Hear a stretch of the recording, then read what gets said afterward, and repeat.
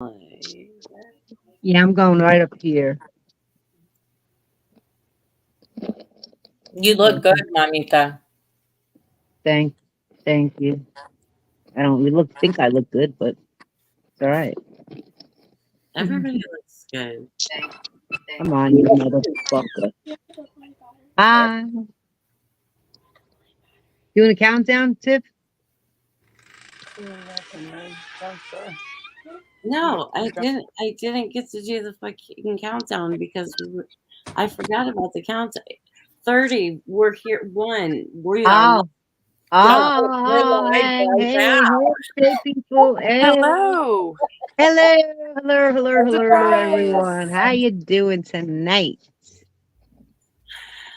We having a Hey, little bit of problem today, but it'll be all right. It'll be all right. hey, Gonna be guys. good. Gonna be good. Indeed, indeed, Indeed, it is going to be good. indeed, Indeed. Hey, everybody.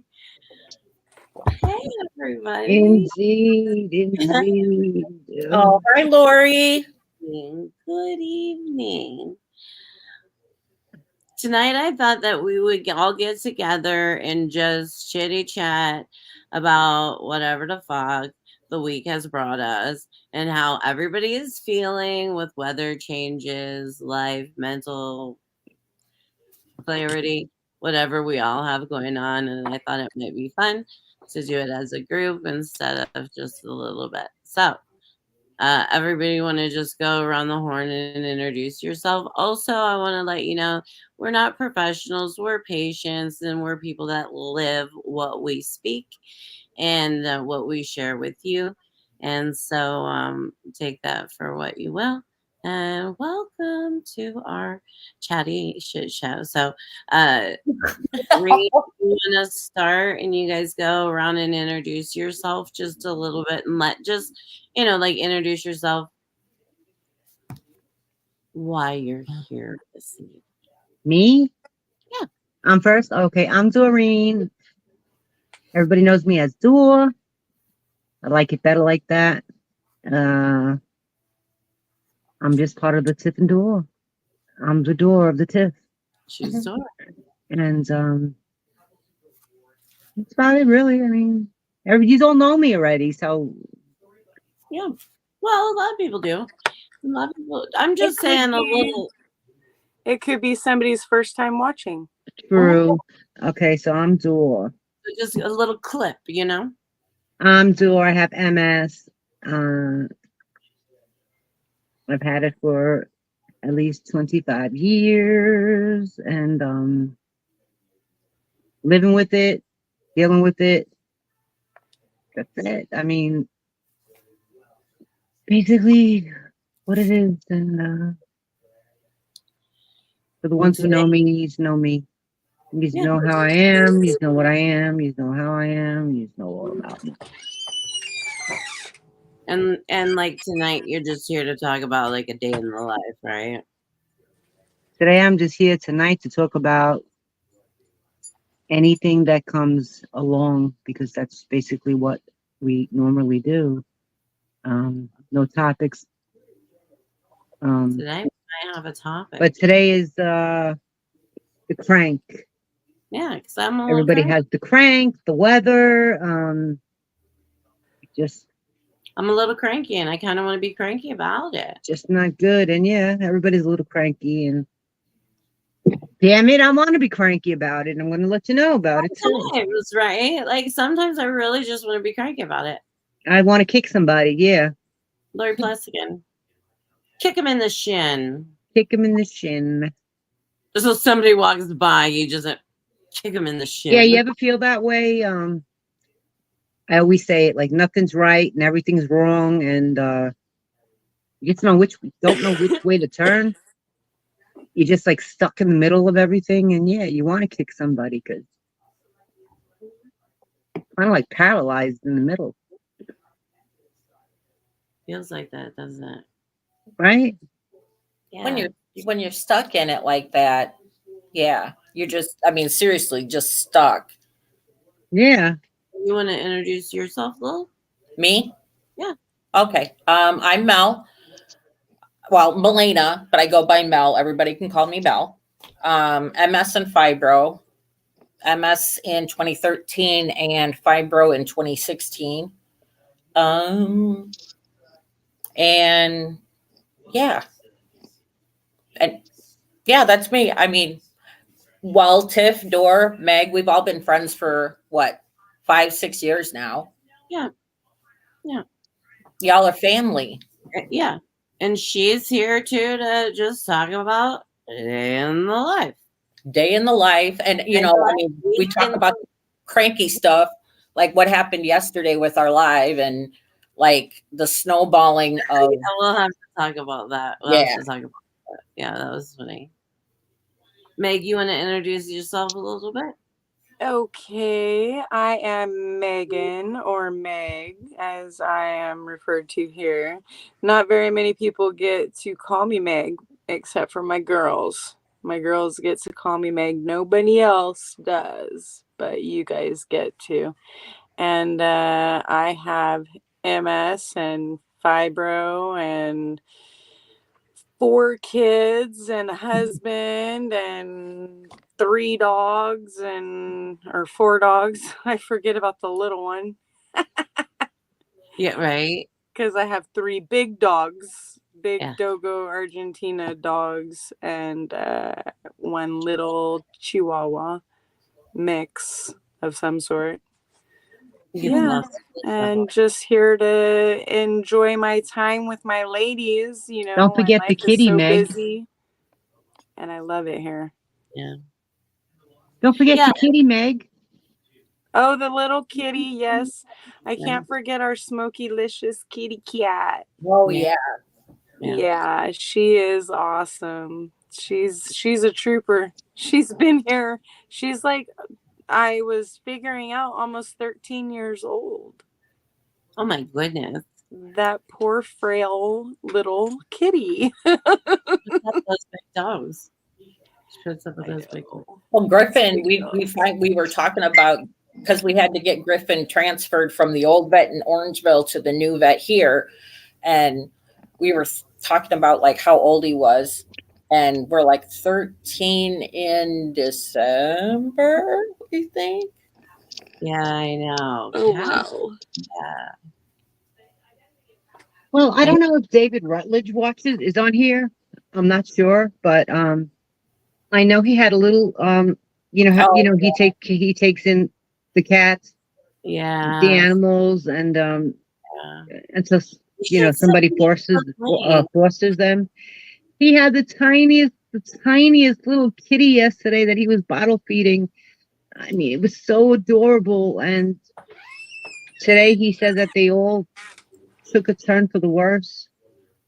And all of them? That's what he said. And I really hope that he didn't say how or why, but I really hope that they all survive. I mean, those poor little things. I mean, they seem so, well, the one that he had, it seemed so lively. I mean, walking all over him and everything, and getting bottle fed by him. And when he found that little kitten, it still had the umbilical cord attached. And I did find out from David that the vet did everything for that little kitten that he could. And the one that you saw bottle feeding and stuff, that little one did pass. Oh, hey, yeah. Oh, why? What happened? The vet really didn't say. It was too young. You know, when David explained that he had found the kitten with the umbilical cord still attached, that can create infections and all sorts of stuff. So I think, honestly, in my opinion, this is just my opinion, but I think it was just too little. Yeah, I think that's what I got from it also, is that it was just like too young and maybe not developed and able to get nutrients already before it was born. Oh, that is so sad. I know. He does that rescue. You know, I got to give a lot of props to people that do rescues and things like that. Like today, Michelle shared a picture her two rescue fails, which means she kept them, right? And which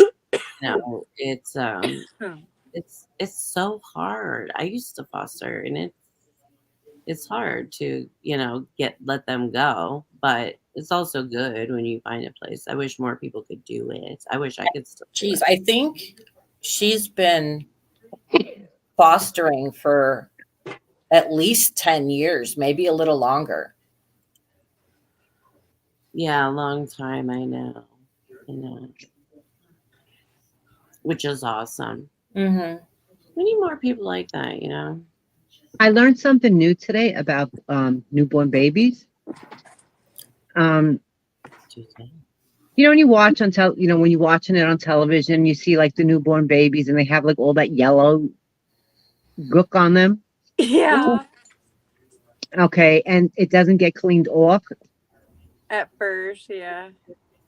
That yellow gook is actually has like antibacterial properties in it, so they don't take it off of the babies, and it also has a lot of moisture, and it's good for the baby's skin, and that's why it doesn't come off. They don't take that off. They keep that on the baby so the baby doesn't get infection, and to keep the baby's skin nice and moist and smooth. It's greasy too. Yeah. In a way. I don't know. Yes, if you and I never knew that. I do. That's cool. Like you know me. I'm like, I need to learn something new every day. I have to learn something new every day. So that's awesome. And I didn't know that either. So No. I just learned something new today too. Yeah, I didn't know that. I was like, oh wow, because I used to think, oh my goodness, like how come like they give the babies like with all that gook on on them, they leave them like that, and that's the reason. It's actually has antibacterial properties in it and keeps the baby from getting infection, and it's a moisturizer and it keeps the baby's skin nice and smooth, and they keep it on as long as they possibly can. I guess until it comes off on its own, through wear and tear. Oh yeah, that makes sense. Yeah. Well, so like they let the baby absorb it is what you're saying. Yeah. It's got to be kind of like pretty important, especially in that critical time. I mean, they've been protected by the womb, protected in the womb, excuse me. And now they're coming into this world with no immune system whatsoever.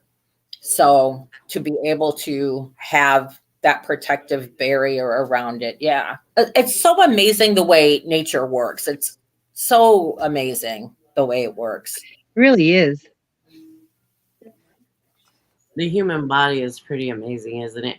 It's really disgusting, right? It's really, really disgusting. Like we're talking about all this stuff that comes out with the baby and all, but look at how important it all is. Yeah. Right. Everything has a purpose. It's pretty interesting. It's pretty interesting. Yeah, my dog is at the vet right now with a boo-boo. You want to explain what's going on with Max? My dad dog, so he's the oldest at 5 years old. He's a Dogo Argentina, so he's a big breed dog. He and the female, they fought over a toy, and so the female latched on to his back of his neck-ish area. So there's a puncture wound or something on the back of his neck. Well, since the lockup, maybe it was the lockup, maybe it was a spider bite. I don't know which it is. I'm like chalking it up to either or. Most likely the dogs did it. But he last night in that spot, so it's been about a week since the lockup. like 5-day week. He's like, we've noticed it's gotten raised, and he's a fat dog at 144 pounds. Wow. So he's a big dog, fat. You know, he's a little overweight. So I couldn't quite tell he was so swollen as he is. But he's pretty badly swollen. And so his wound in the back of his neck last night started oozing blood-ish pus. So we since have like squeezed it ish, like to try to get it out. And a lot came out, and it was about 75% blood, 25% pus, about that ratio. And I don't want to get too into it, but he was oozing at quite a rapid pace. And I called my husband, who was out of town, and I was like, look, this is what's going on. He's like, well, let's see if he can wait until the morning. I'm like, wait until the morning? What are you talking about? He's like oozing out of his neck. Like, and like right here, he's like all fat, like, and it like jiggles like it's fluid. Like an abscess. Yeah, like it's created a big abscess. That's what it sounds like. Yeah. Okay. Well, it's just happened ish, like last night ish, like at dinner time. I don't know if I was on the phone with one of you guys or not, but I was not. No. Yeah. And so this afternoon, my husband came home from out of town, and he was like, how long have you left Max alone? I was like, a couple of hours. Why? What's going on? He's like, oh, well, he has like 3 big streaks down his back, like a blood pus. And I was like, oh my gosh, no, he was not like that when I left him. When I woke up, he had like a spot like about yay big that needed to be cleaned. So I cleaned it and got it. Dogos are white, so I got it all white again. It was nice and clean. You could see where the spot was, and that it had a scabbish area over it. So I didn't fuck with that. I left that alone. And so he just, I guess, opened it up and it started leaking out. And Ryan was like, yeah, I got to take him in. I was like, well, yeah, that's what I thought last night. But you didn't want to. Yeah, it's 3 times more expensive to go after hours. Right, the emergency. Start out during the hours at least. So, I don't know. He's there with the dog.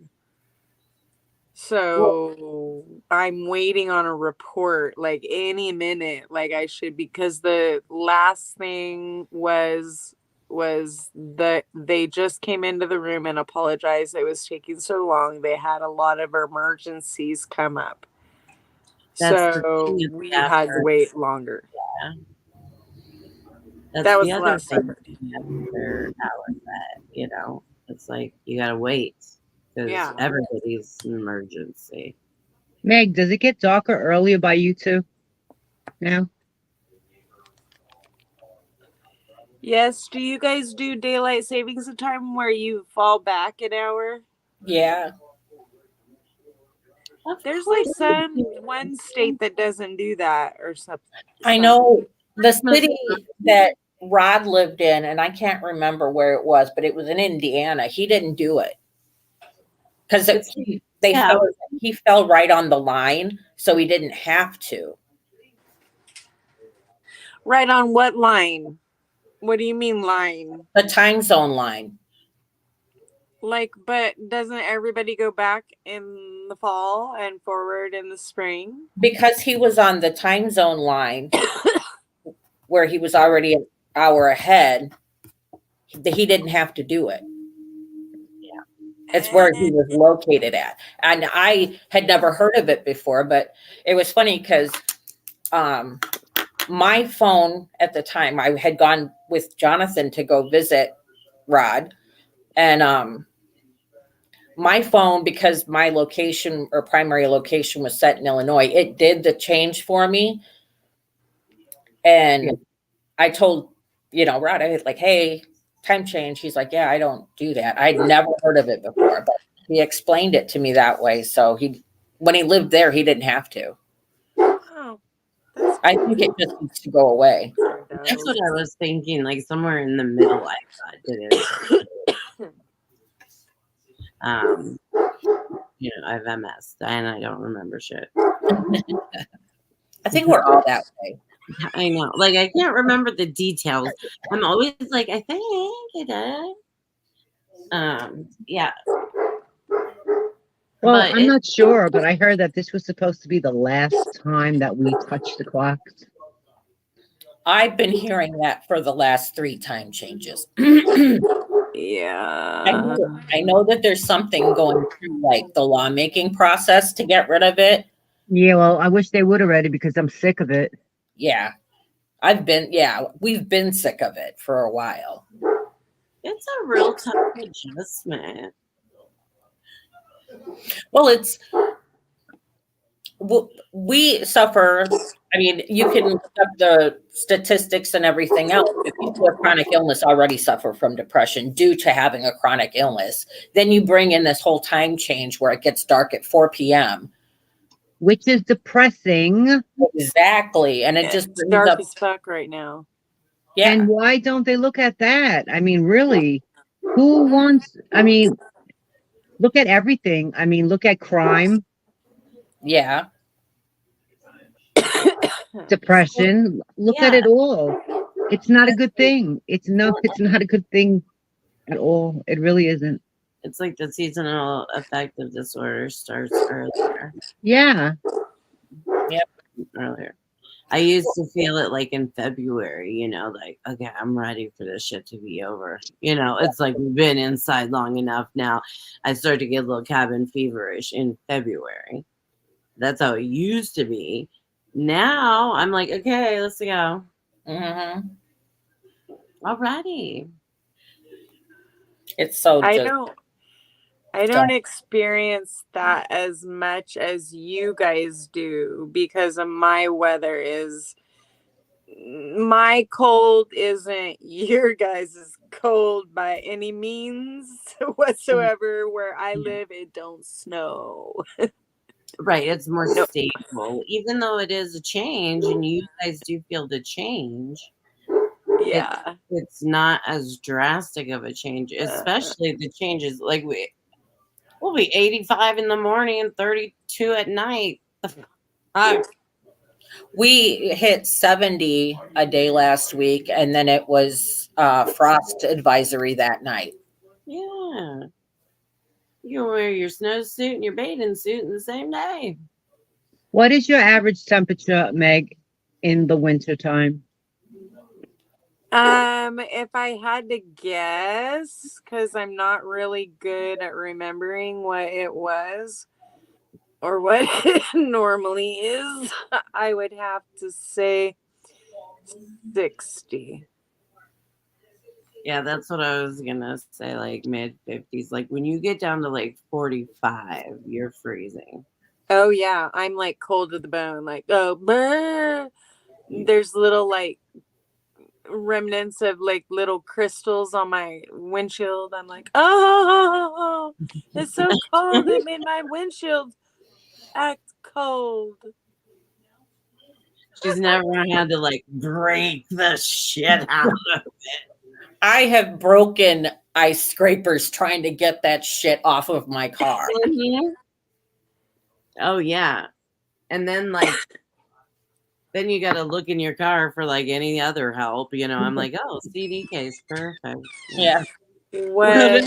Well, you see some people who don't have anything get out there like a credit card and just start going to town with. I'm just like, Which the credit card, in all honesty, is not the worst at like getting under the thick ice. You What are know, you doing? it's just so small. That's the bitch of it. Yeah.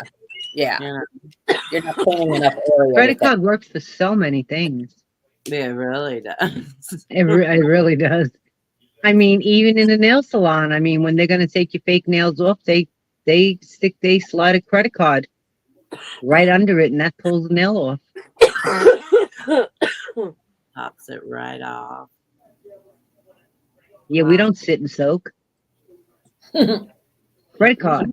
Time for that shit. I don't sit and soak I either. don't have time for that either. So I'm glad they use the credit card. Yeah. My nail guy uses like another blank tip Yeah, that to like, dig is it out. ready to go glue on anybody's nail, and it already got used to like take all mine off.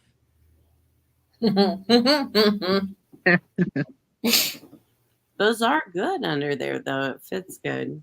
Yeah. Hopefully he throws it away. I never paid attention. Oh gosh, I would hope so. I would imagine, but not my problem now. No, I'm just kidding. I would imagine he probably throws it all away. You know how they keep cleaning up the whole time. Yeah, that's true. You know, from one They step are to very the clean. next, right? Like we did this. We did this now, clean up, you know, new setup. I always like how they're also set up and organized. I'm impressed with that. Isn't organization a nice thing to have? Yes. Yeah, Look you behind too. me, all the organized tubs of arts and crafts. I actually refer to my sense of organization as organized chaos because it doesn't look pretty, but I know right where everything is. Yes. Yeah. Well, yes. Yes. But I am most certainly not even a quarter organized as Meg. No way. No. Oh, it's me too? Yeah. And even Doreen's pretty. Yeah, she likes her things in her spots. Yeah, she does. Look at her face. She's like, eh? But you do. You like to know where your stuff is. I do too, I guess. Yeah, like when we were on here just a little bit ago, I wanted to eat something, so I took I had in plastics. I had baby beets, corn, and black olives. So I put it all in my bowl, but I had to wash out those plastics before I came back in here, or else I don't feel right. You know, it's annoying. It's annoying, but I mean, it's gotta be done.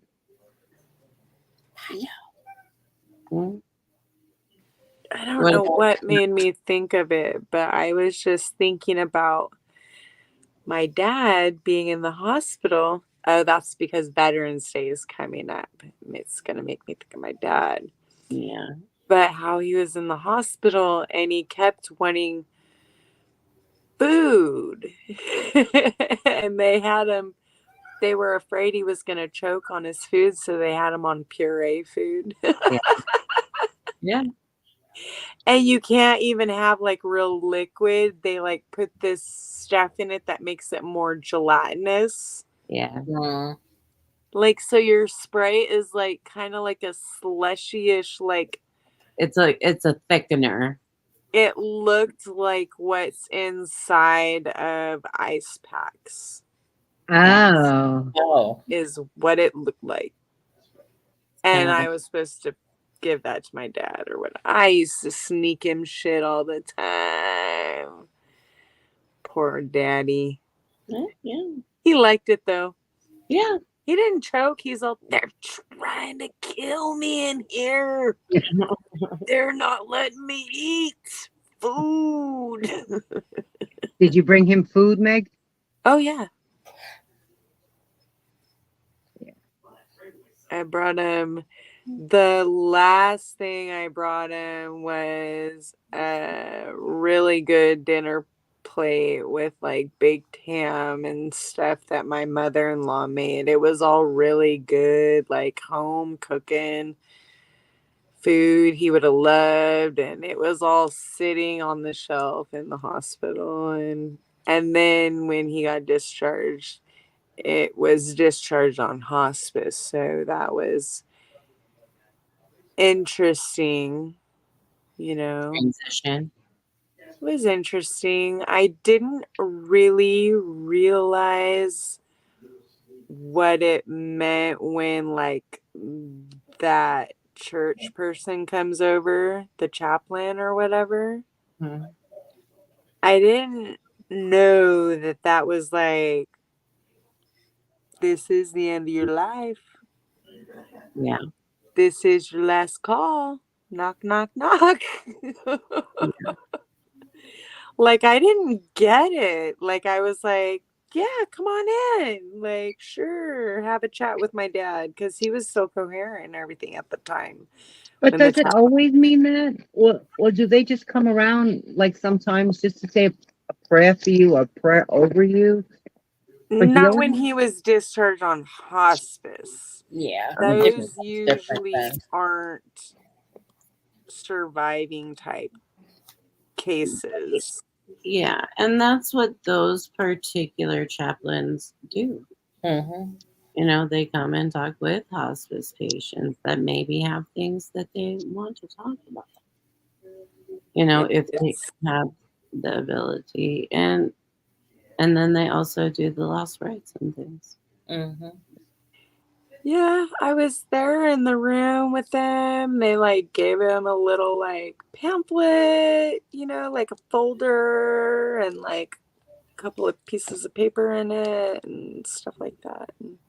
And just didn't say see you later, didn't say have a good day. Didn't say get better soon. Didn't say anything like that. Well, honestly, like anybody that deals with hospice patients on a like a professional level like that, they have to be very careful about what they say because they don't want to offend the people that are grieving. Like, you know your father is dying, and this chaplain says, "All right, see you later. Have a good day." I Oh, mean, that would be It's bad. not a good day. Yeah, You know, it's not a good day. I know all of those things I said are completely not cool to say. Yeah. right. Yeah. So Get well. I give them props. They didn't offend me at all. So Andrew's mother would have been terrible if she was anything for hospice because she always told everybody go with God. Go with God. Yeah.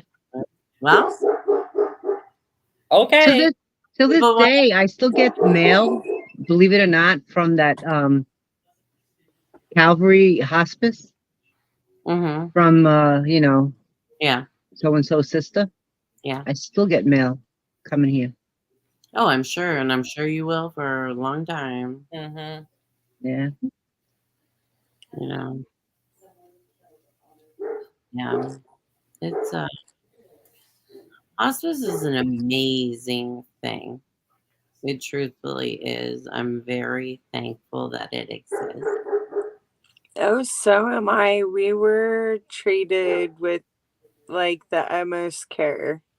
It was really amazing how they did treat us, and the things that you ask for, like pain medicine. I need more pain medicine. They don't hesitate to give you more pain medicine for your parent that is needing more medicine than what. And they tell you, just let us know when you're starting to run low. Like, just let us know. Right. And that's like all kinds of like crazy ass shit that Anything you need. they prepare you for. And it is amazing how they go through the list of the medications for all these different things of possibilities that of people symptoms or do side effects. during the churn of life like that, like hallucinations and like dry mouth and like just anything. They give you the medicine for it, they tell you what it's for, they tell you if you experience those problems, give them the med, document what you give when you give it.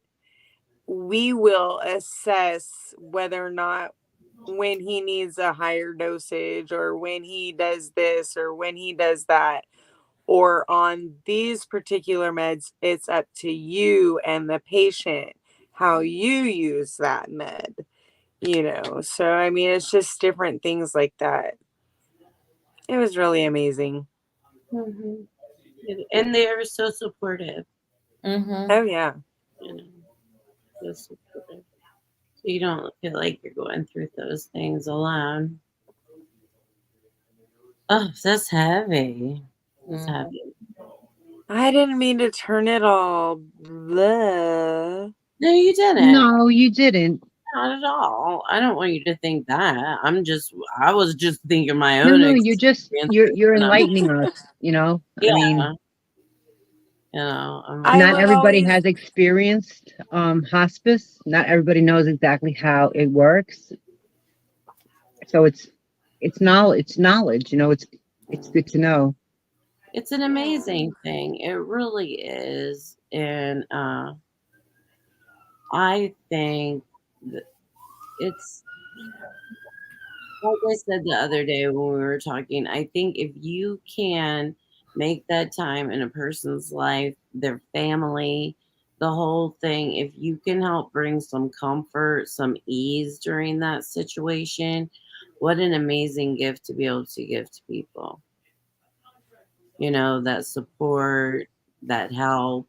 It almost feels like your family. I had 2 friends from high school. Now this is like 20 or more years, so friends from high school that I had fallen out of touch with, but had heard that my dad had been discharged on hospice and found him and came to him. Aww. And since then we have reconnected, and friend wise, they're both females, and we are all friends again. And it's just really, really amazing. Like, my dad got to see that. Like, he always said, Yeah, that's whatever nice. happened to your friends, blah, blah, blah. I know. Yeah. You see, things happen for a reason. It really does. Isn't it amazing how stuff like that happens? Yeah. Yeah. And you can not hear anything about anybody for years, right? Right. Right. Yeah, like both of them, I hadn't spoke to them in over 13 years. 13, 14 years, like right around there. Mm-hmm. Oh, wow. So it was crazy. Yeah. I know, that's very nice. Yeah. When I put Andrew's sister in hospice, I made such the fool of myself because they called me they called me and they said, we're just letting you know that, Bagusha passed away. And I said, oh my God, what happened? Mind you, we're in hospice. You know what I mean? We're in hospice. And I'm like, oh my God, what happened? Well, we know what will happen. This is what was supposed to happen, And I'm asking them, oh my God, what happened? Well, sometimes like what my dad passed from was lung cancer. Lung cancer is what took him from this world to the next, wherever that may be. That is a whole nother story. Yeah. But like what took him out was lung cancer. And he didn't find out until like he was in the hospital for 6 days and in hospice for 6 days. And that was it. It took 6 days to figure out what was wrong with him, from him saying chest pain to like intolerable chest pain, I guess. Mhm. And they ended up doing a lung biopsy, which he said was very painful. That's when he started saying they were torturing him on purpose. And I tried to tell him no, because they had him on the pureed food and doing the lung biopsy and shit. Right. Trying to make them better, but it does feel like torture, right? Yeah, and then like I talked to him like in the morning. I talked to him the last day he was in the hospital, and we were head set on getting better, getting rehabilitated, going into a rehabilitation center that'll help him start walking again, because he had lost the ability to walk. And we don't know why one of his legs stopped working, but they didn't even have a chance to figure that out. Then I forgot where I was going because I have MS. But he was a trooper to the very end, right? Oh, hell yeah. Like, I have this one picture, it's in my phone, and it's like actually in one of my bags in like this clear part when you lift it up. And there's a picture of my husband with this big elk that he shot that he was super proud of, and he has this huge smile on his face. But then it also has my dad. And it was the day he was discharged. So it was day 1 of day 6 days at home. And he was smoking a cigarette, drinking a beer, and he had the biggest smile on his face. He was still in his hospital gown. And I have that picture, and I have it in that flip area of that bag. And then I have it on my phone. I love it. He was so happy because he felt tortured not being able to drink and smoke. That's what he'd done that ever since I can remember. He never didn't have a beer and a cigarette. We didn't go places because they didn't serve beer, or they wouldn't allow cigarette smoking in a certain section, like stuff like that. So Have a good night, Tomas.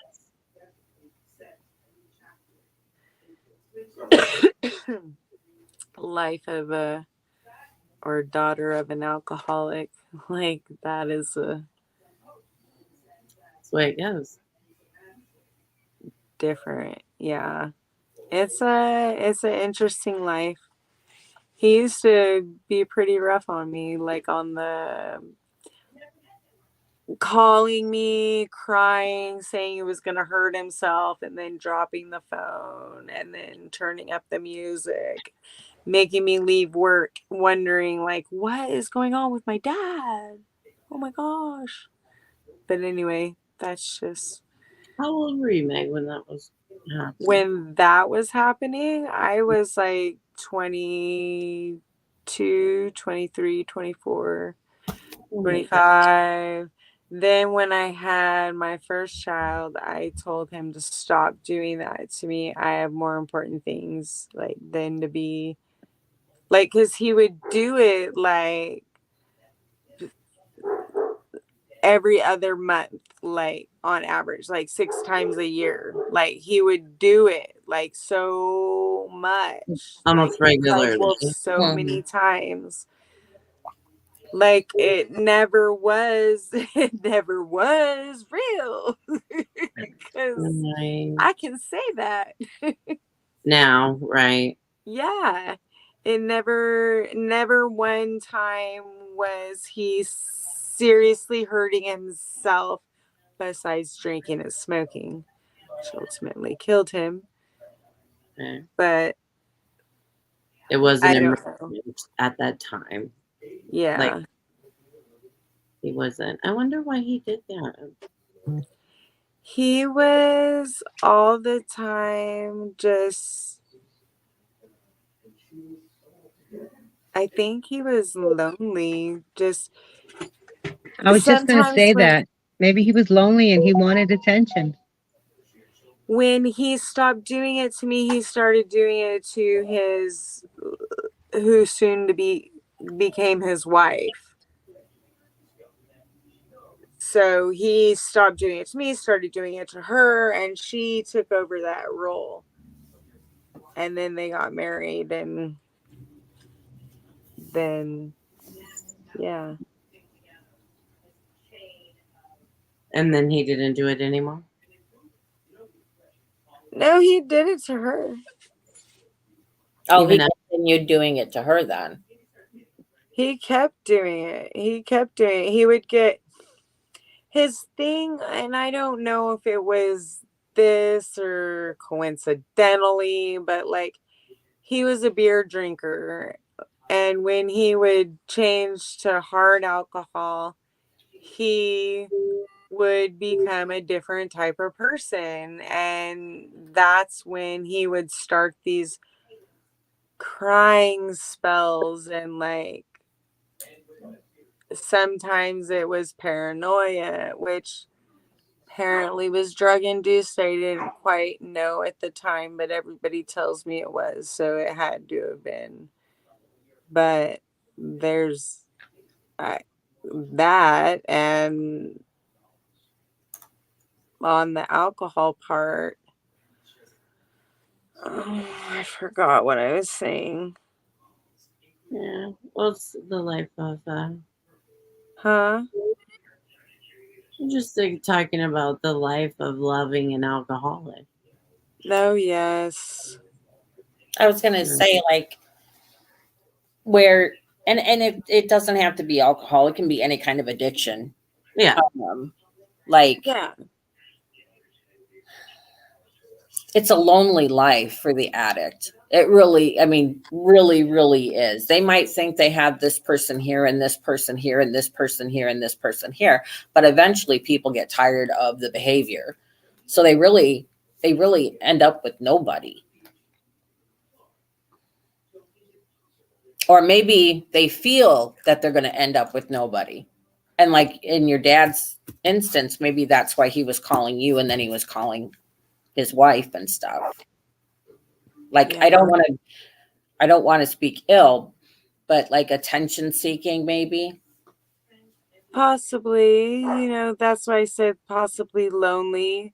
Yeah. Like, and then a little bit of paranoia in there. Yeah. He would always talk about them. They are gonna get him. They are them. Mm. And I was like, who? And he's like, them. The ones up on the house across the street. And I'm like, Dad, there's nobody there. He's like, can't you see them? And I'm like, no, there's nobody there. Like, straight up hallucinations, like, or figments of his imagination. I Your father can't. was in the service, wasn't he, Meg? Yes. That explains Ray and them. Yeah. He would also say that the people that he killed in Vietnam, they haunt him. Yeah. Like, even when he's not. Oh, my husband just sent me a picture of the dog, remember? Yeah. Oh. Uh-oh. Am I still here? Okay. Now you are. Uh-oh. I can't see it. It's because then you guys will go away and I want to be here. Did you see But the? it wasn't. It looked like lancing or something in blood. Yeah, they're gonna cut it open and get it all Yeah. together and pack it, maybe. Yeah.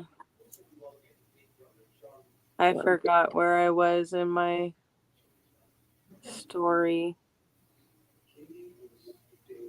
I The need to people that stop. he killed, the people that he killed. Oh, yeah, the people that he killed, he said were staring at him and haunting him, and they had bullet holes in them, and they would look at him and say, "Why did you do this to me?"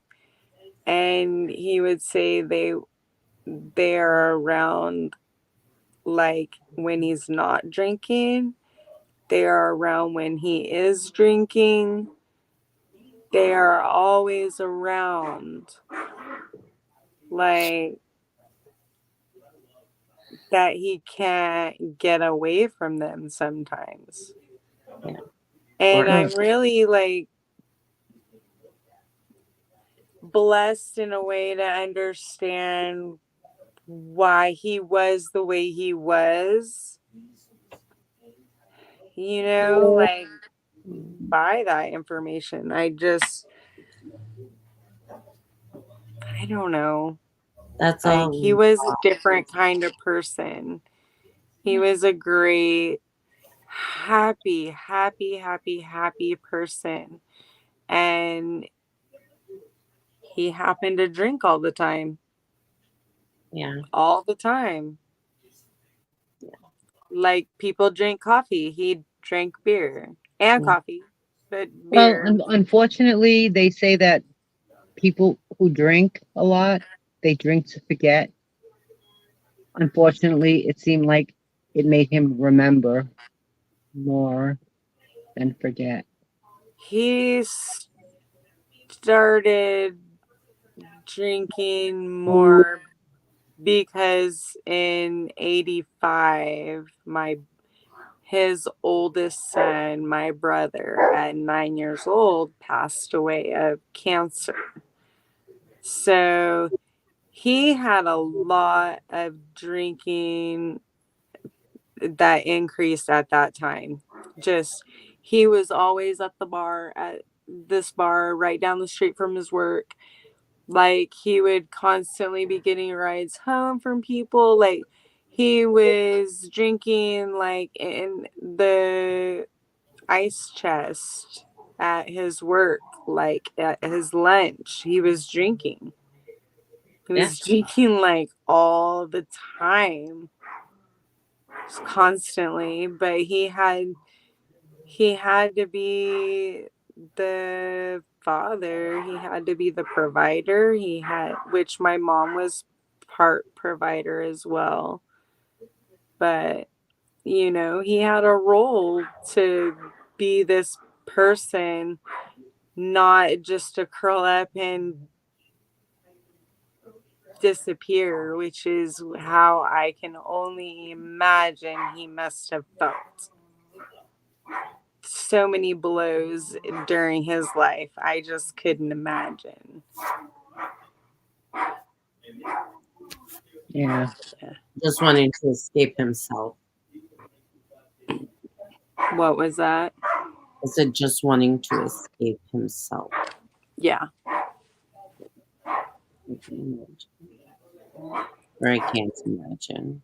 But I remember so many times, like, back when I was a kid, like, he would fall asleep. This was after my brother passed. So I was 4 years old when he passed. So, and my little brother is 19 months younger. So a year and a half ish younger than me. And,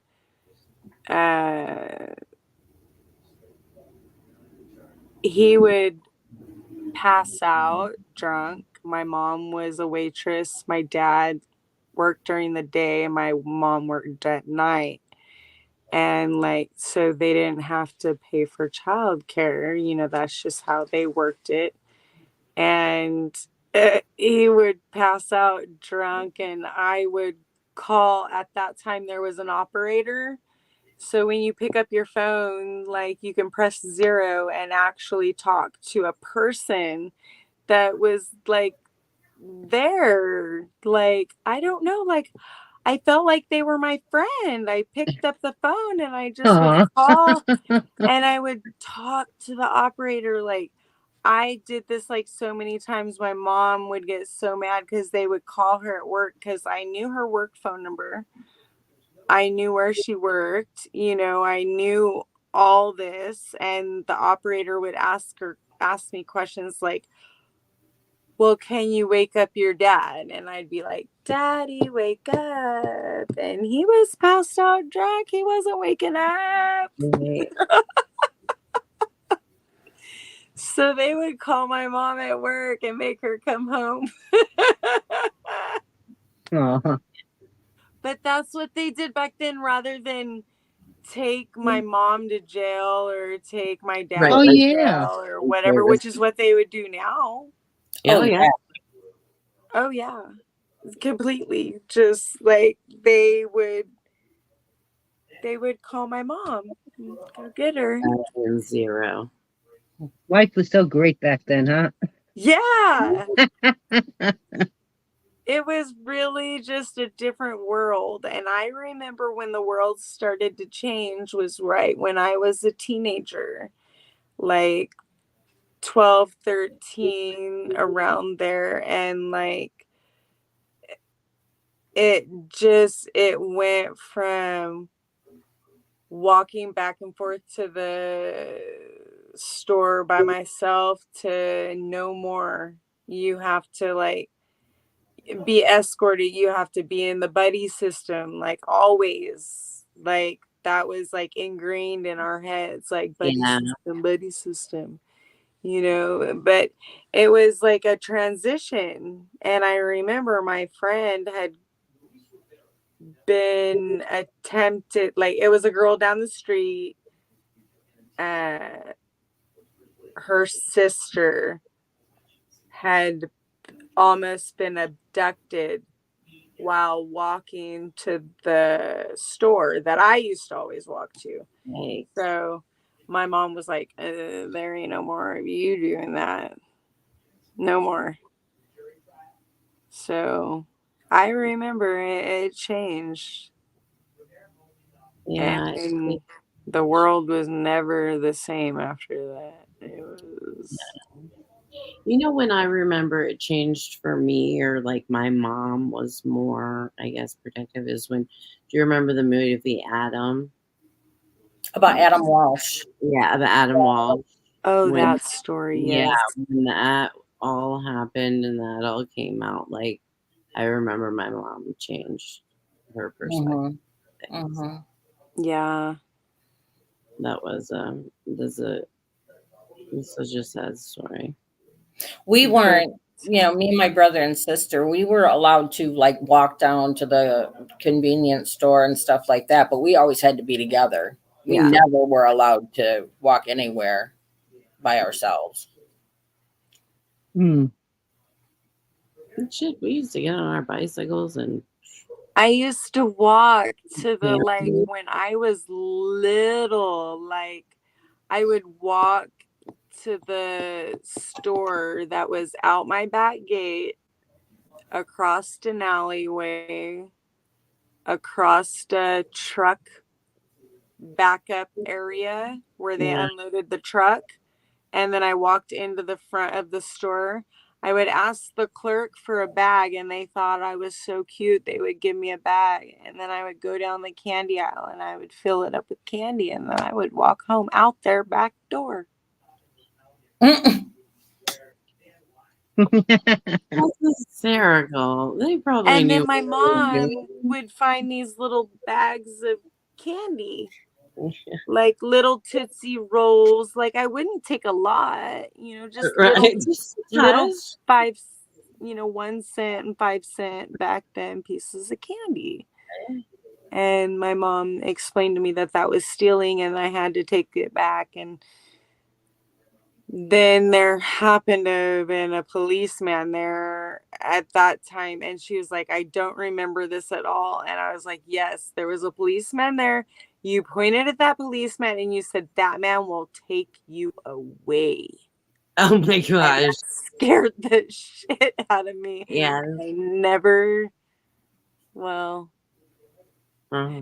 never childlikely stole anything ever again. Right. I did as a bad teenager. Shame on me. Shame, shame. Well, we live and learn, right?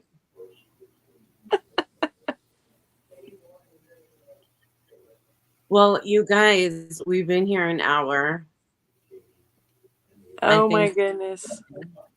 Are you guys okay? Did you put out any kind of like announcement about it? Because our usuals haven't even showed up. Well, that's okay. I don't know what else is going on in the YouTube. Oh, yeah. I didn't even think about that. So, yeah, you're right. There may be other things. I did invite Joni to join us, but she said she was to work or was, I have it right here. I just don't remember what it was, but she couldn't join us. So it's, that's cool. Mm-hmm. It's just fun sometimes to just record us talking, Yeah. Yeah. People can watch it later. I know I'll get feedback all the time from things that people watch later. They call themselves the replay group. Oh, really? Oh. How many people are in the replay group? Just asking. There's not a number, Mel. I'm so small that it's like one or two. Oh. But a lot of times people will say, replay group, and I appreciate that. I appreciate people will take the time to rewatch it. So even that's cool, even our regulars sometimes will come and, rewatch what we've done. So even though they're not here, doesn't mean they won't be here at some point in time. And even without anybody watching us, that's not necessarily what's important. I like that we're sharing. If people do watch, there's a little bit of education, right? But we're sharing our experiences and we're sharing them with each other. And if people watch them and they find something relatable, that's wonderful. But that's not necessarily my main goal. My main goal is just us loving and caring about each other. All right, you guys. All right. You guys all have a good night. Love you. Have a good night, everyone. Good night. Love yous.